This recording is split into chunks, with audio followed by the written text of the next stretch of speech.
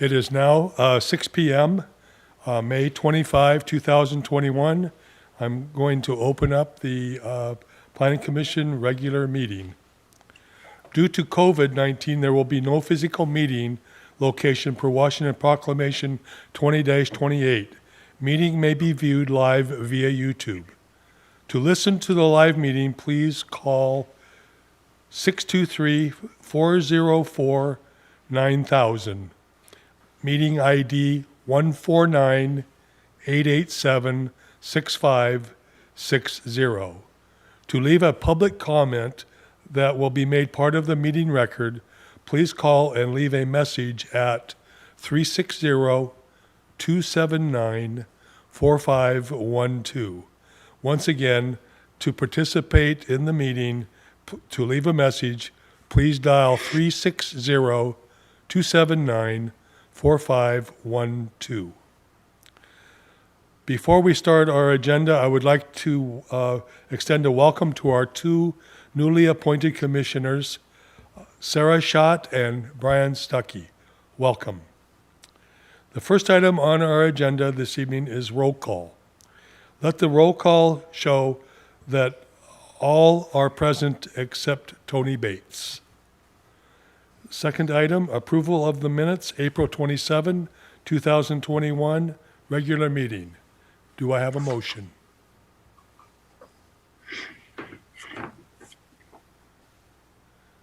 Bruce?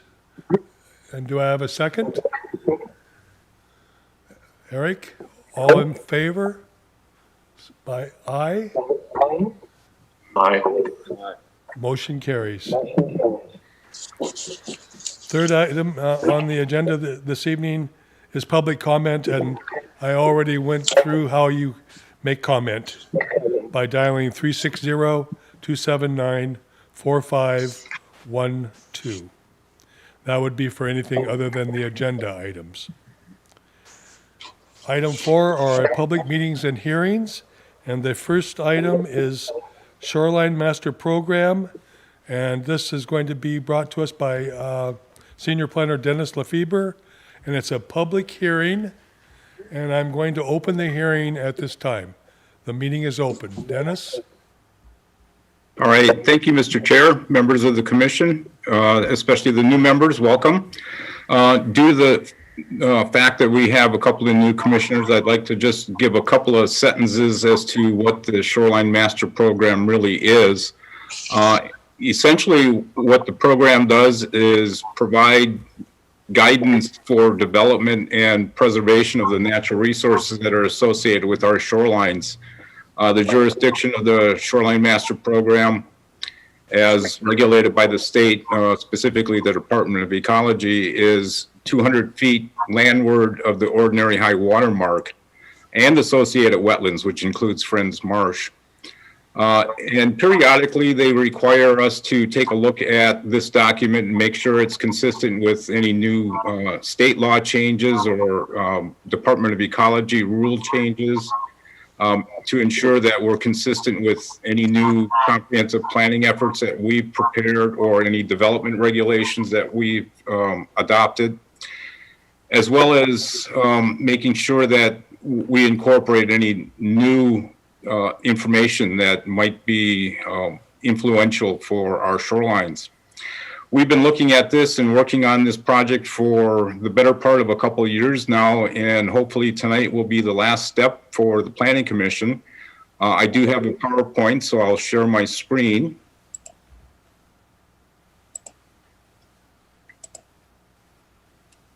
And I'll make it bigger here so it's easier to see. There, can you all see my PowerPoint?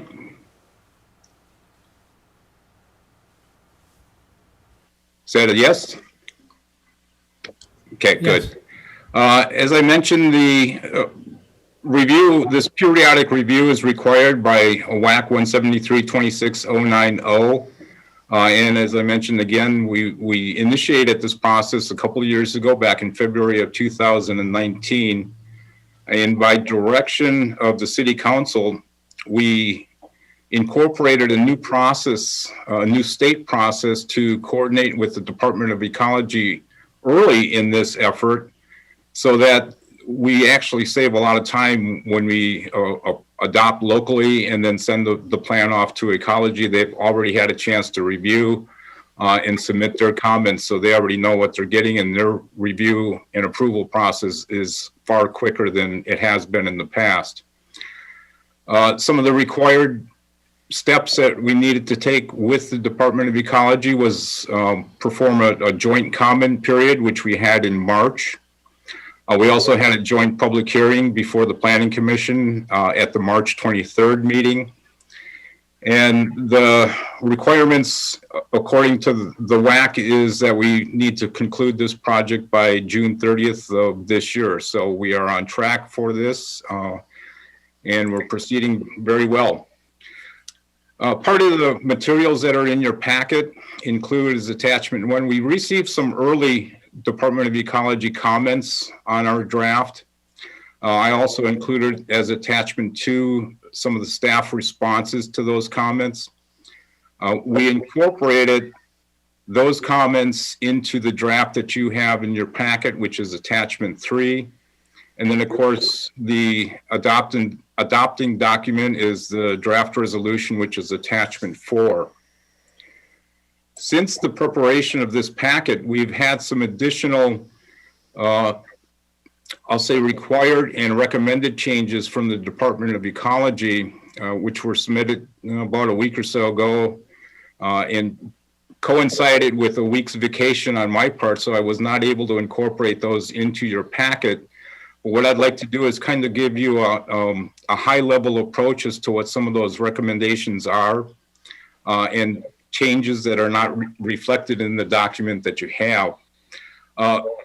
We adopted our critical areas ordinance a few years ago, and we created a lot of flexibilities in those ordinances, whether they're relating to wetlands, geologically hazardous areas, fish and wildlife areas, that allowed some development into the buffers. And ecology has had some pushback on some of those flexibilities simply because we adopted our critical area, well, as part of the Shoreline Master Program, we're adopting by reference the critical areas ordinance. So they're asking us to remove some of the exemptions that we have in those critical areas ordinance, such as the exemptions in the wetland buffers. We had a discussion on innovative development design, which they did not feel was appropriate in the shoreline jurisdiction. We also addressed density transfer, and then also some minor procedural changes.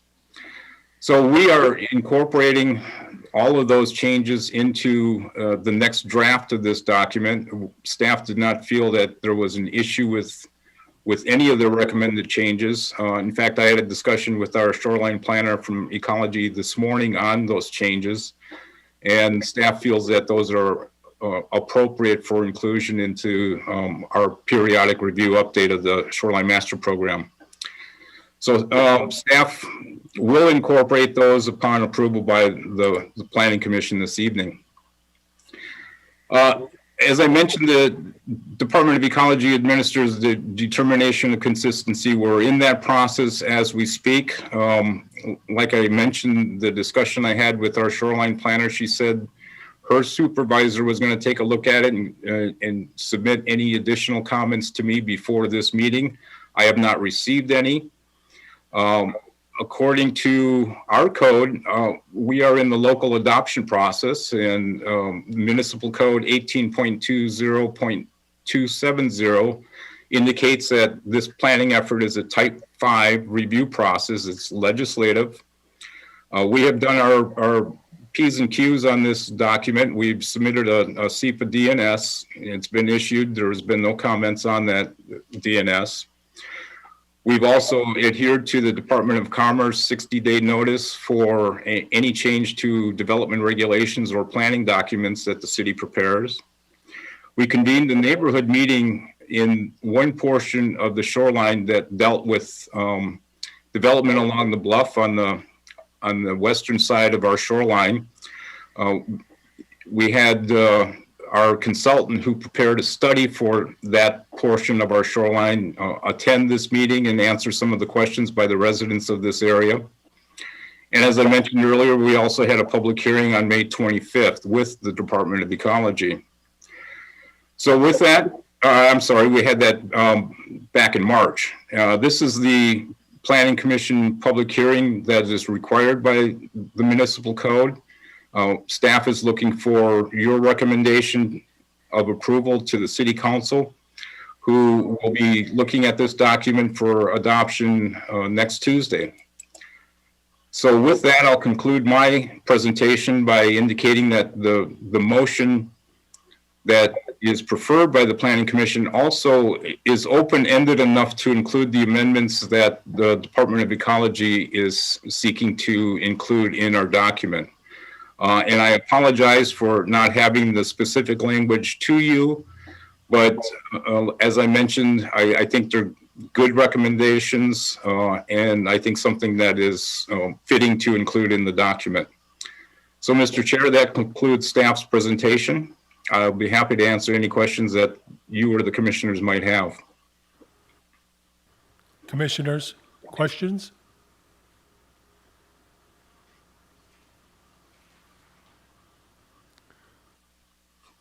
Brian? Yes, my question is in regards to that neighborhood meeting that was held, approximately what was the attendance on that, and were there any objections that were brought forth by those citizens? We had a relatively small attendance. Geez, Greg, you were part of that group. I think there was maybe 5 total. Somewhat disappointing because we did notify everybody in that designation, but there didn't seem to be any objections. There was some discussion on stormwater runoff over the bluff, some of the erosion issues that I thought the consultant addressed very well. So, Greg, I don't know if you want to add anything to that since you were part of that discussion. Well, it was quite informative. It is what it is, you know, this trying to conserve our bluff in the shoreline, of course. I found it interesting that the natural armament and then the armament that you do like boulders and bulkheads, et cetera. And I found out that they prefer, obviously, to let nature take its course. And the newer approach is to not put a lot of armament and try to direct the water differently, because, quite frankly, tides and storms are going to do what they do, and there's nothing going to stop that. That's what I took from the meeting, and it was small in attendance. I think you're right. There were about 5 people, as I recall.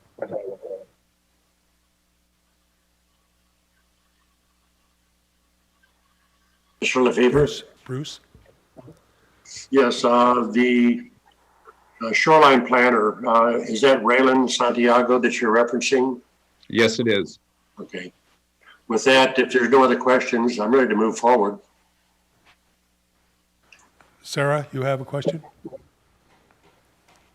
Yeah, thank you. So, Dennis, I had a question. Did the report or any of the research that went into this plan incorporate public knowledge on the FEMA flood zone? Or any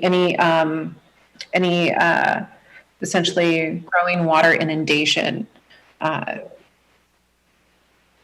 As in sea level rise? Yes. Yes.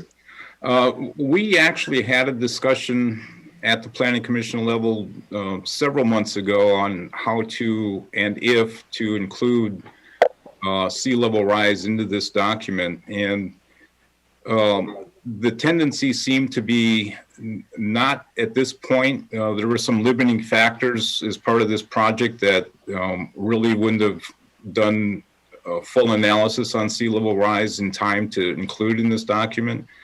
I do know our consultants did analyze the impact of sea level rise on the bluff issue and the residential bluff conservancy designation.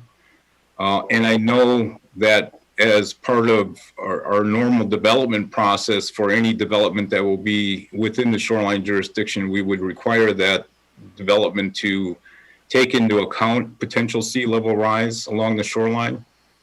However, we have not done a full analysis on the impacts of sea level rise long term. Now, as far as the flood issue is concerned, that is one of our critical areas ordinances. And with a discussion that I had with our shoreline planner at Ecology, they indicated they like to see the separation of the FEMA requirements and the flood development regulations that we have separated from the Shoreline Master Program. They felt that there's a tendency to have developments be more readily available for insurance if there's not additional regulations within the Shoreline Master Program that might hamper the flood development review. So there will actually be two sets of regulations that we would be looking at. One would be with the flood development permit, and then also with the substantial development permit through the Shoreline Master Program. Does that answer your question, sir? It does. Thank you. I think while I'm in favor of the Shoreline Master Plan, I found that in reading through it, perhaps it was just kind of it sounds like in relying on consultants, maybe there was an oversight on the public information available on the flood zone and the FEMA designated flood zone and projected flooding in certain parts of Oak Harbor. So I wanted to point out that there's a couple of public resources from civil society organizations which are being used by Realtor.com and by Redfin to show those who would wish to develop or to purchase housing, also in Oak Harbor, where they might be at flood risk. And so it was a concern to me that we didn't have this kind of called out. I appreciate, Dennis, that Department of Ecology may want us to essentially separate this out for insurance purposes for these properties. But I would point out a public resource that might be useful to the city as this process moves forward. That is floodfactor.com, which integrates FEMA's flood projections and is used by a number of real estate companies to project. And they show that for Oak Harbor right now, excuse me as I look through here, we have a number of properties, 1,185 that are at risk for flooding and water inundation. This doesn't just include ones on the shoreline, this is others, but they expect this number to increase to a total of nearly 1,500 properties in the next 30 years. So to me, it seems like a little bit of an oversight that we weren't factoring this into any shoreline preservation. And I'll just leave my comments there, and I appreciate the clarification you provided, Dennis. Thank you. Thank you, sir. If I could just add on to that too, we have adopted for guidance for our flood development permits, the most recent FEMA mapping, which I think was completed back in 2017. So we do reflect that as part of our development process. But again, as I described, the linkage to the Shoreline Master Program is kept somewhat separated. Thank you, Dennis. Any other comments, questions?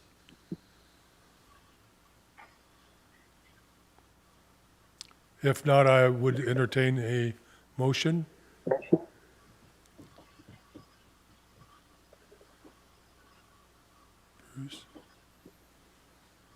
Bruce? You have a motion? I think he's muted. Bruce, do you have a motion? I have a motion. I move to recommend to the City Council approval of resolution number 21-16, adopting the amendments to the City Council of Oak Harbor Shoreline Master Program. I have a motion. Do we have a second? I will second.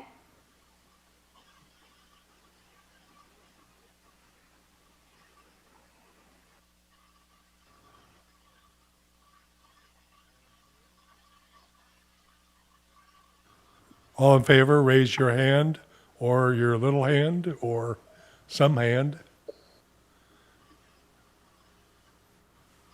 How we do?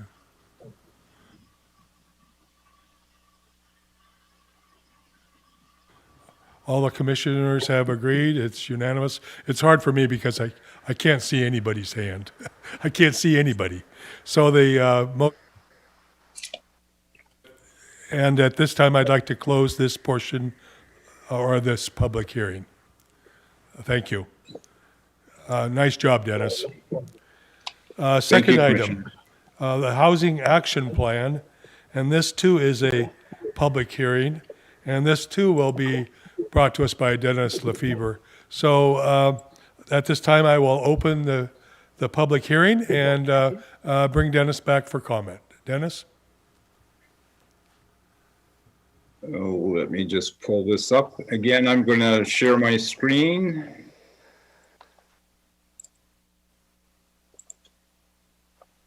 And pull up the PowerPoint for the Housing Action Plan, which is coincidentally running very similar process to the Shoreline Master Program. It's been an interesting last year since this project has started as well, but it's been moving along very nicely.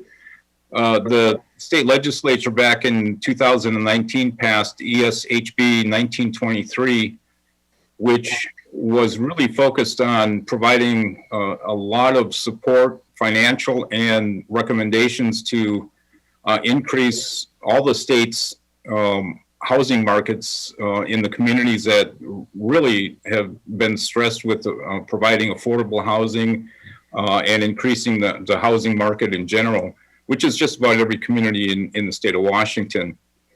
As I've stated in the past, the purpose of this document is to increase the urban residential building capacity and provide additional affordable and market rate housing in a greater variety of housing types and at prices that are accessible to a greater variety of incomes.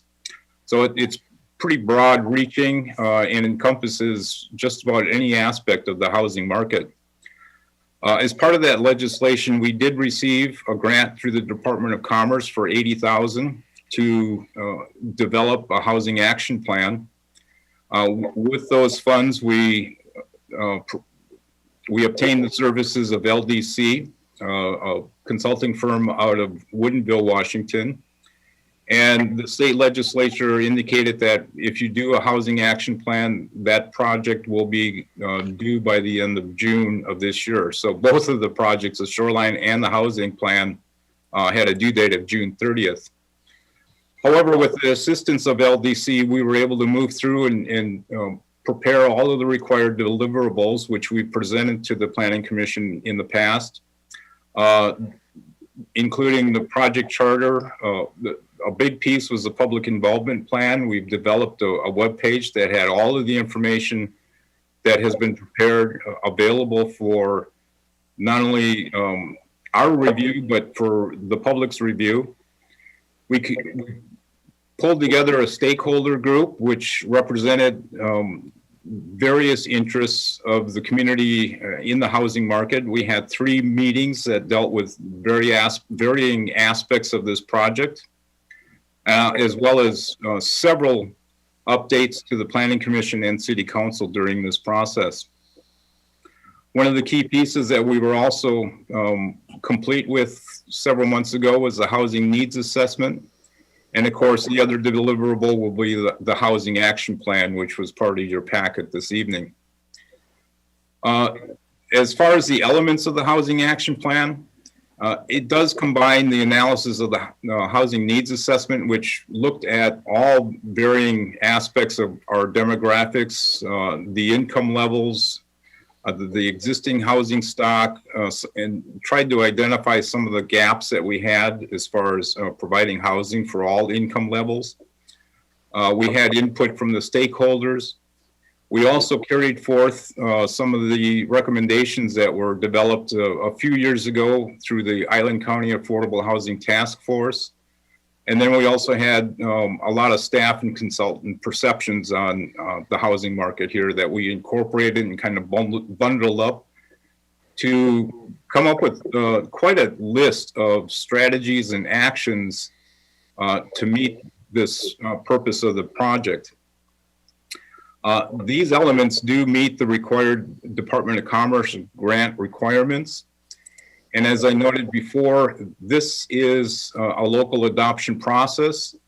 Work has just begun, actually. We have a lot of strategies and a lot of actions that were provided that potentially could fill some of those gaps in our Oak Harbor's housing market. That in itself is going to be quite a piece of work. Staff is going to initiate some internal discussions on basically looking at each action and determining what type of resources and timing will be necessary to, and actually the product that would be resulting if we would move forward on those individual actions. We'll bundle up what we feel are the high priority ones or ones that we could accomplish fairly quickly to produce something that would rectify a gap in our housing market. We would carry through that set of actions to the Planning Commission and City Council. So there's another piece of work that'll be just beginning. Similar to the Shoreline Master Program, this is a Type 5 review. It's legislative, it's a plan. And again, we did the P's and Q's with the SEPA determination of non-significance. We issued that. We also indicated to the Department of Commerce the 60-day notice that we will be intending to adopt this document. Tonight is your Planning Commission public hearing where staff is seeking a recommendation to the City Council where, as with the shoreline plan, we will be convening with the City Council next Tuesday for their adoption. Staff has really enjoyed this process and working with you on developing this housing action plan and is recommending that the Planning Commission approve the motion as stated. And that ends staff's presentation this evening. Thank you, Dennis. Commissioners, you have any questions, comments?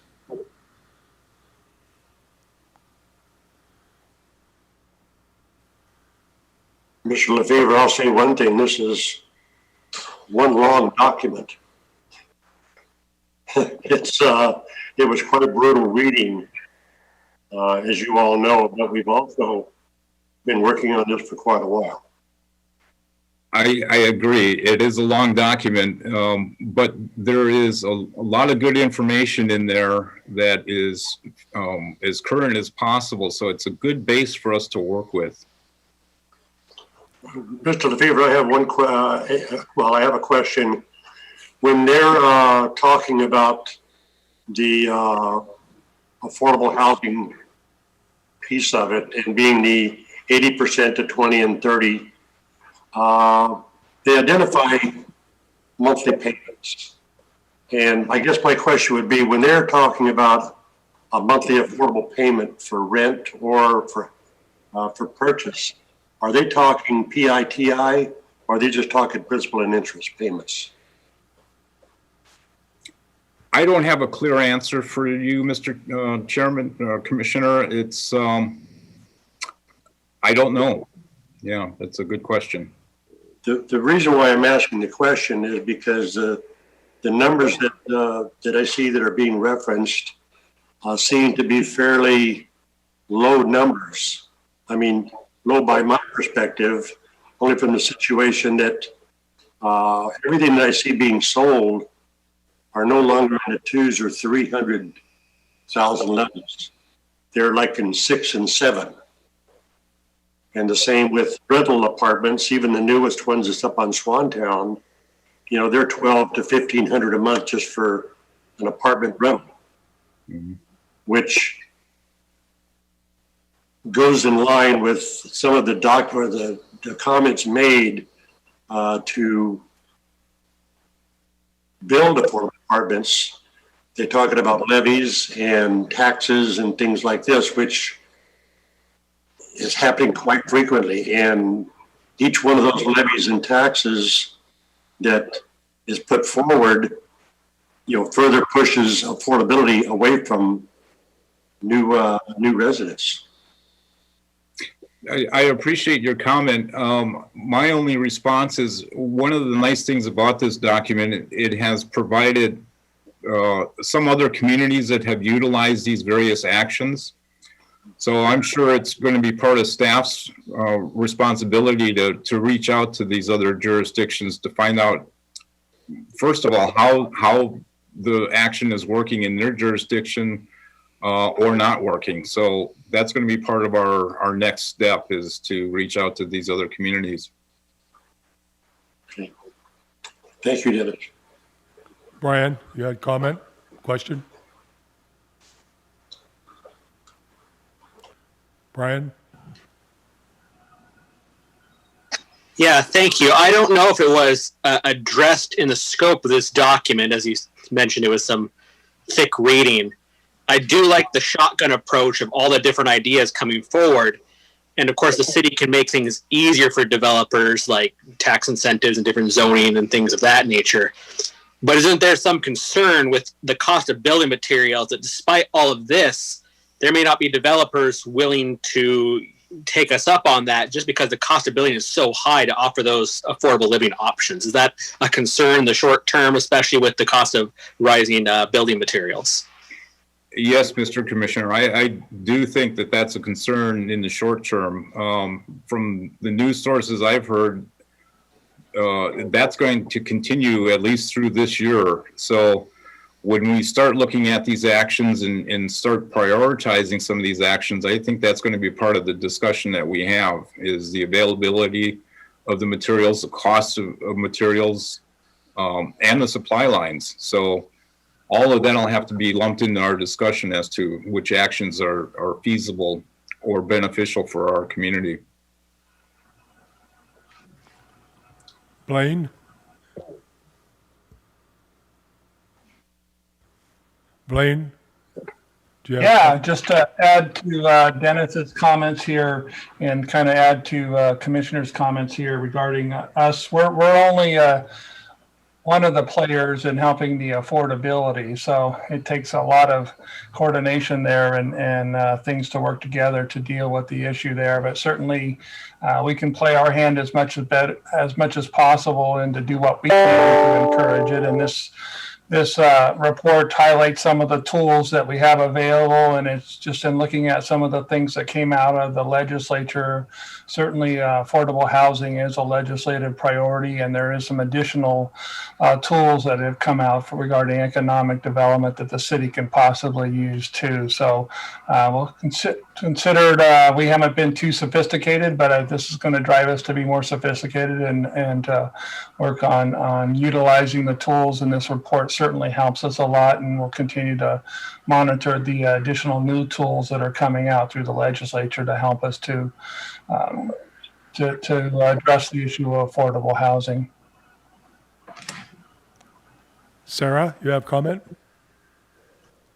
Thank you. I actually served on the task force for this report, and I wanted to say thank you to the city's team and to the consulting team who helped steward this whole process and to gather comment from the task force, and which I think was really meaningful to small and solid modifications to this plan. And actually, to respond to Brian's comment and question, I think that one of the nice things about this set of recommendations is the variety of housing types that is included in terms of possibility to be built, and including some that can come in at very competitive price points and offer some low impact infill options that could also help our older residents stay in place with. And there was just a lot of, I think, good ideas that integrated into this that give us a more diverse range of options for builders and property owners in the community. So thank you all for your hard work on it. Thank you, Commissioner.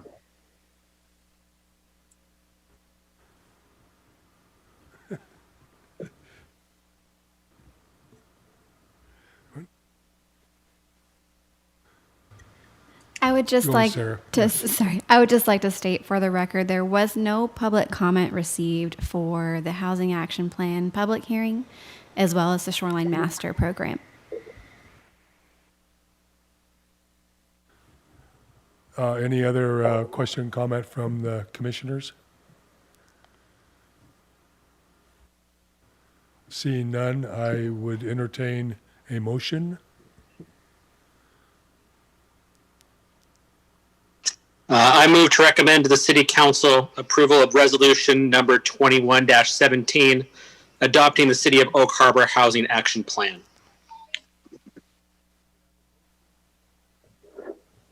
I'll second the motion. We have a motion and a second. A call for the question. All in favor, raise your hand.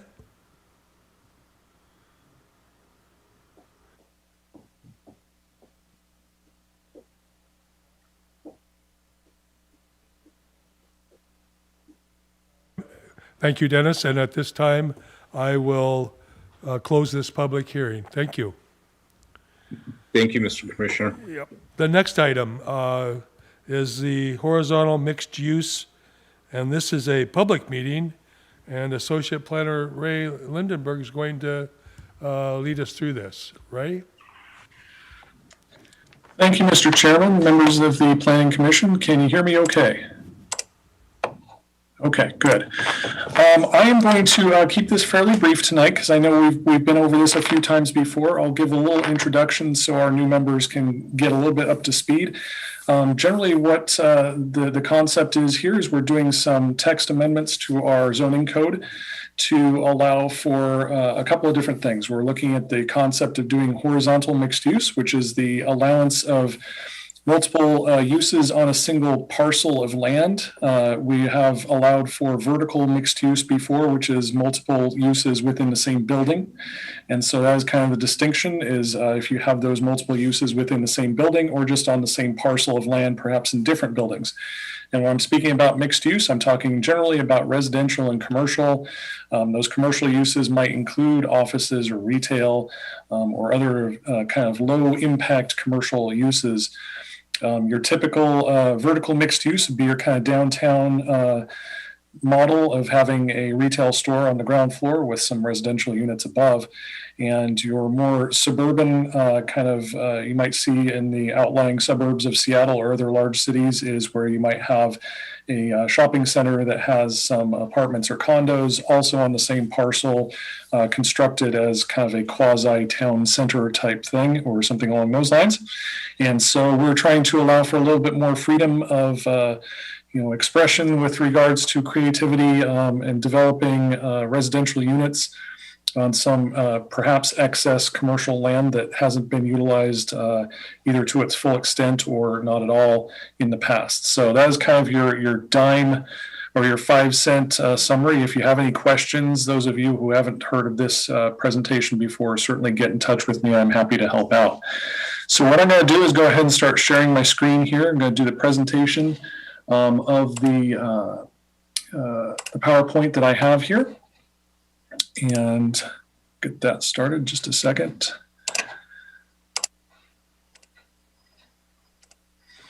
Okay, so you'll see that there are two titles here and they are now kind of equal. I had them in different font sizes before because of the increased kind of aspect of the land use matrix, and so they are now equal.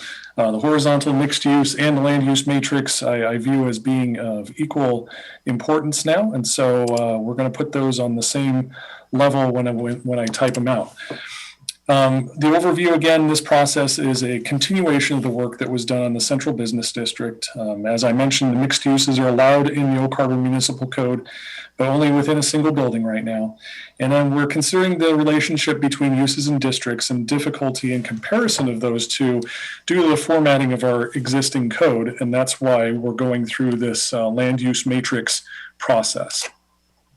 So from the last meeting, I left off with the process of code integration. I had three kind of key concepts that we're going to be dealing with tonight, those being the horizontal mixed use standards, the land use matrix, and then the supporting definitions that go along with that. And what I'm going to present to you tonight are kind of conceptual drafts that we will be working on polishing and getting ready for presentation to the public, essentially. And what we're going to be doing is, following this up with some more information getting out to the public and soliciting comments and questions and things like that. So we're going to start moving into our public engagement portion of the process very shortly. So I had on here originally draft wording for mixed use standards, and I changed that to conceptual because I don't feel like what I'm providing to you tonight is truly a draft. It's more of ideas, concepts, and kind of a basic framework for what it is we're looking at providing for standards for the horizontal mixed uses and for the vertical mixed uses as well. So I wanted to kind of point that out, and then when we do move along to the next step, they will be more of a final draft form, and you won't see those kind of random comments on the end that says, does this work, or is this appropriate, or things like that. So we'll be moving on to a more standardized kind of wording. And so you see in there that the first section, as we have in all of our code sections, is the purpose statement. And pretty much what we're saying here is we want to see, like I said, that creativity, that ability to utilize properties to their fullest and provide existing residential development within existing commercial areas to provide more residential units. This is something we talked about previously in this meeting, something that we definitely need. Vertical mixed use, the standards for those. And this is, like I said, very conceptual, very basic. We're going to be going to our legal team to talk to them about what is appropriate and defendable essentially in court. And that will be one step coming up here very shortly as well.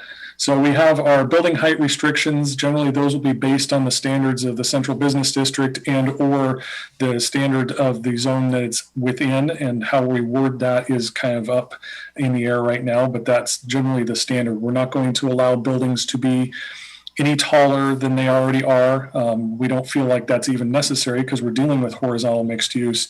And I don't believe that the city of Oak Harbor is desirous of taller residential buildings right now, and I honestly don't believe that there's demand for it right now, but maybe that's something that we explore in the future. And I think one of the beauties of the way we are formatting this code section and these code sections is that it's easily changed. If we want to decide we want to allow for a 7-story residential development, then if that is the case, then we can go back and change the code fairly easily.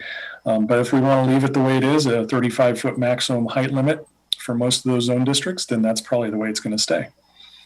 We have design criteria within our design regulations and guidelines, and a lot of the time you will see that reference or that deferral to that document.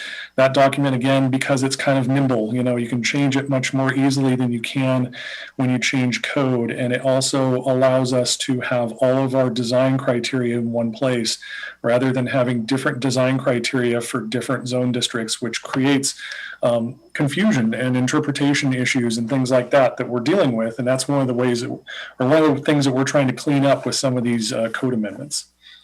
Landscaping and the landscaping required, whether or not we require that in areas that have essentially 100% coverage in our central business district. We don't have a landscaping requirement unless there's open space left, because a lot of those properties will be 100% building or 98% building and 2% sidewalk. So there is that in there. Vertical mixed use is required to include active facades, and that was one of the things that we talked about in our previous discussion and changes to the central business district. In the CBD district, number 5 there, mixed-use sites with multiple street frontages may have dwelling units on the ground level, and that's not anything new. That's what we've allowed for in the past. And then number 6, this will be a standard for any zone district that we have. No residential uses are permitted north of the adopted alignment of Northeast 16th Avenue, existing or future, between Regatta and Heller. And that's part of the the agreement and with the Navy base to ensure that we don't have residential encroaching into those noise zone areas. So moving on to the new stuff, the horizontal mixed use. The previous slide there, a lot of these items are based in what's existing in our code. Because the horizontal mixed use is new, a lot of these things are new. So we have building height restrictions that are based on the standards of the underlying zone district again. Exterior design to meet the design regulations and guidelines. Blank walls and street facades will be important. So what you're looking at there is when you have these designs, we are still looking at the concept of having, windows and more expressive facades facing the street. So you don't have just kind of blank walls or the backside of a building or loading docks or things like that facing the street, which is what we don't want to have. Landscaping to meet the existing standards of OHMC 1944 and the design regulations and guidelines. And with the caveat that if a project is phased, that the landscaping shall be completed for an entire phase of the project. And the phasing plan will be an important part of submittal for a mixed-use project because we need to determine what is an appropriate amount of landscaping to go on with the development that they're proposing in phases. And if a street frontage is left to be undeveloped as part of a subsequent phase, that required frontage landscaping shall be installed before occupancy is allowed in other phases. So in other words, what we're trying to do is prevent the front portion of a property. Say, for instance, somebody develops the back half of a property with some residential units. The front half is going to be commercial, but it's not going to happen for a couple of years. We want to make sure that front half of the property is not just a giant weed patch or turns into a blackberry bramble because there was nothing done with it. So one of the requirements or one of the considerations that we have is to require that the landscaping be completed on the street frontage. So we have an attractive street frontage, even if that building doesn't get built this year, next year, or 10 years from now. We don't want to have that kind of ugly appearance in front of a residential project or just along one of our major thoroughfares. Number 4, we have separate designated parking provided for residential units, just to make sure that there's not parking problems, kind of a conflict between the residential and the commercial uses. We're going to have some standards written in for easements. That's kind of a placeholder there. And then again, no residential uses permitted north of 16th Avenue. So we move on and we talked about the land use matrix, and that is an overhaul of the presentation of the regulations. We're not contemplating significant changes to uses allowed in different zone districts. We're just changing the way that we present that. And this was developed as a means by which we could look at as staff what the different zones look like, because when you're on different pages, 20 pages apart, it's kind of hard to look at it that way. So we're putting everything on the same place. So we went from about 240 different uses to down to about 85. So you have the old land use matrix. If it was in a matrix format, that's what it would look like on the left-hand side. We've boiled it down to 85 uses. I'm pretty excited about this. Like I mentioned before, that hopefully will fit on 2 pages. We didn't quite get there with this last round, but we'll try and get there. I'm not going to sacrifice clarity and full information just for the sake of getting it on 2 pages, but I think it would be nice to be able to just look at all of our uses on 2 pages and be able to compare and contrast, determine what can go where, and that makes it a lot easier for staff and for the general public as well. So we're still rooted in the horizontal mixed use discussion. We have, the mixed uses are allowed in the municipal code, and we're trying to figure out the relationship between the zone districts and those uses. And so that's why we're working with this land use matrix. And so you saw in your application or in your staff report materials there, this land use matrix. And this is, pretty close to a final draft of what we're looking at. I did highlight that there is a mistake down there with regard to horizontal mixed use. We had previously talked about putting it in RO, C3, and C5, and that has it not in the RO, but in the C1, so that will need to change. But it does highlight a beauty of this particular format. If we want to change a use or change where a use is allowed, all we need to do is go into this matrix and put in a P or a C, and it's in there. Instead of going back through and changing an entire section of code, we can just put it into the matrix. And I think that makes things a lot easier for future flexibility. If there are changes needed, then it's right there and it's easy to do. So we have the zone district relationships again. Which zone districts are going to allow for your vertical mixed uses and which ones are going to allow for your horizontal mixed uses. And again, I'm pointing out that there's that typo in the staff report materials. But what you can see here is we still have our vertical mixed uses in most of our commercial zone districts. I'll go back to that one. You can see down at the very bottom there that it is still allowed in the central business district, the C1, C3, and C5 zone districts. So that is no change from what we have now. What we are contemplating is allowing for horizontal mixed uses in a limited number of commercial zone districts. And the reason we're keeping it limited is so we don't have de facto rezones taking a whole bunch of commercial land out of circulation, essentially. We don't want to have a situation where we have, maybe just a little bit too much commercial land and swinging the pendulum all the way the other way so that we don't have enough commercial land because it's all been built on for residential. So it's kind of it's a balancing act there that we want to make sure that we're doing the right way and taking it kind of slowly and cautiously so that we're not, swinging that pendulum, like I said, way too far to the other side. So the third thing that we're changing here, that we're including as part of this change, is our supporting definitions. And we have a whole list of new definitions. Those are included for you. There are some that are still under consideration, but those were included for you in your packet. Obviously, we have the new mixed-use horizontal and mixed-use vertical definitions right there at the front because those are kind of the driving force here, the reason that we're doing all this. But we have a whole bunch of others. And the reason behind that is when we started boiling down some of those uses to go from 240 uses down to 85, we had to combine some uses and clarify some uses. We had a whole bunch that were very similar to each other. We had probably 20 different retail uses that could easily be combined into one. But we also had some that were kind of unusual or required defining so that we could, clearly say what it is. And, you have things like wholesale warehouses and medical or dental clinics are surprisingly nebulous when you come down to definitions. So we wanted to include that information in there. Light manufacturing / industry is another one.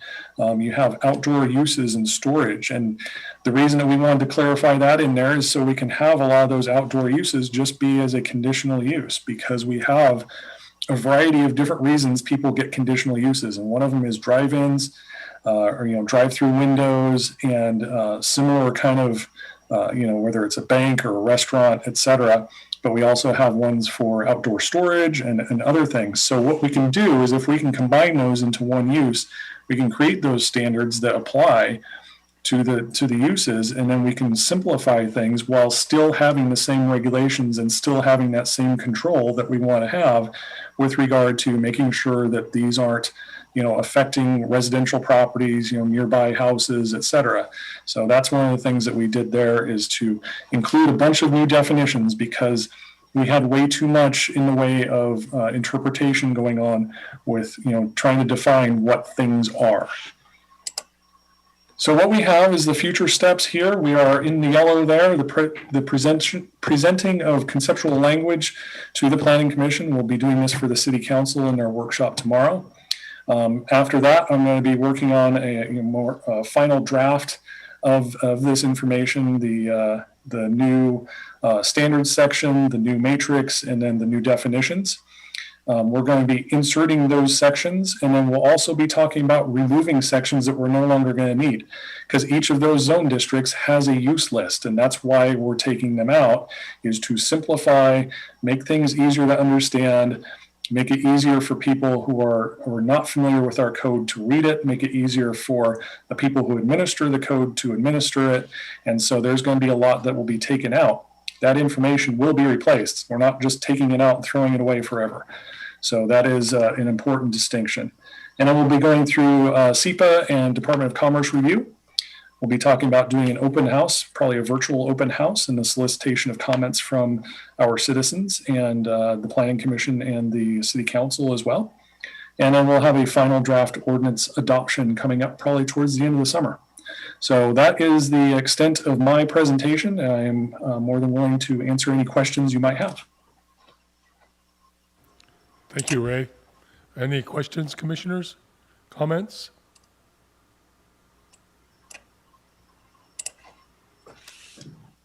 Seeing none, I guess we will move on then. The last item this evening is the monthly department update brought to us by Development Services Director David Kuhl. Thank you, Mr. Chairman. First item on the list is at the very end of your packet, which the first item is the council action update. That's the update of the things council has taken an action on, of things that you have seen. Although I don't think you have seen this particular one, it's the adoption of ordinance 1927, which is accepting a land donation by the DeVoyne family out on Swantown Road. That one is a property donation that they just voluntarily asked us to accept, and so council has accepted that property. There was one stipulation with that. The family asked if it could be used for park, open space, or public recreation. So we've included that in the actual deed documents, and so that is with the city now. That was just done a week ago. Number 2, current planning. We have 9 new single-family homes that were issued in April, and so the volume has picked up. As you might remember from March, there were 10 new single-family homes in March. So in the last couple months, we've issued 19 new single-family homes. The next item is the good annexation. That goes to a council workshop on June 30th. So that's coming up real soon. That's an annexation proposed by the Good family. And that land is out, a couple parcels out on Gun Club Road that'll be on a direct route to the new park that's out there. Long-range planning, the joint planning area is something that we've been working on for years here in the city. And I've got a meeting set up with the planning director from the county next week to sit down and talk a little bit about not only the joint planning area, but particularly the housing capacity analysis of the plan you just approved tonight. The capacity analysis to talk about the fact that there's only about 10 years worth of growth left in the plan, and we need 20 years. So we'll have a conversation with the county starting next week. Also, the horizontal mixed use that you just heard, that's continuing forward. Big long-range planning project for us.